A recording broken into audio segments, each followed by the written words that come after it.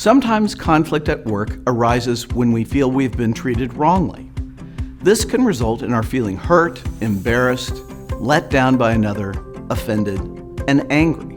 These responses are the result when someone's actions, or lack of action, are in contrast to what we believe should have happened.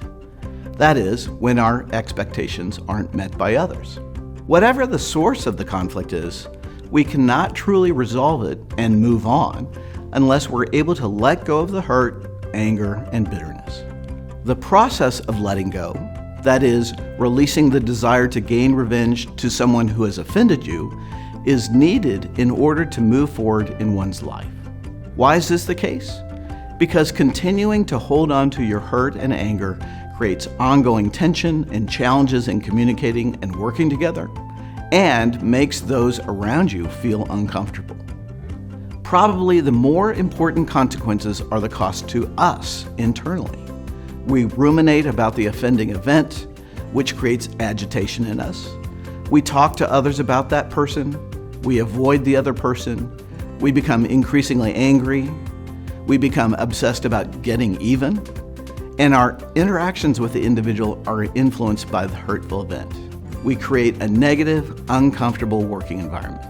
And ultimately, we become miserable. It's also important to describe what letting go isn't. First, excusing the person's behavior is not part of getting past the event. Saying, "That's okay," or "It's no big deal," are not part of the process. We are not absolving them of the responsibility for their actions. Secondly, letting go is not forgetting what was done to you. You might have heard people say, "If you haven't forgotten, you haven't forgiven." That's not true. Everything that you've ever done and everything that has ever been done to you is recorded in the human brain. When you remember what they did, the painful emotions often come back. It may be anger, it may be hurt, and maybe disappointment.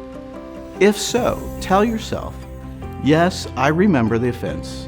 Yes, it hurts again, but I'm not going to let it control me." Also, the process of letting go does not remove all the consequences of poor choices.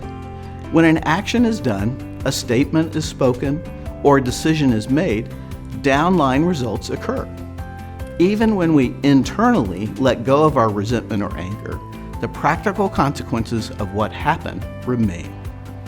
Now let's talk about what letting go actually involves.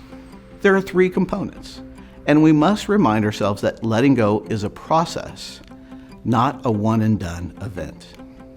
First, we acknowledge that the other person is human. We all are.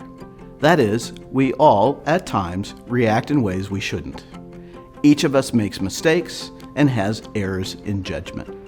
Next, and this seems to be a difficult step, is surrendering your right to get even. This can mean giving up your desire to see them hurt or a deep longing that bad things will happen to them. Again, we are not saying what they did was okay. Rather, we're giving up our right to cause them pain in response to what they did. The third step is to begin to revise your feelings toward the person. This takes time. Addressing this issue fully is beyond the scope of this video, but research demonstrates both that A, we're in control of our feeling responses, and B, there are practical steps that can be taken to help in the process of changing how we feel about others. Letting go is the only way to maintain our sanity and our emotional health when we've had hurtful interactions with others. Unfortunately, conflict, challenging events, and difficult people are part of the reality of work.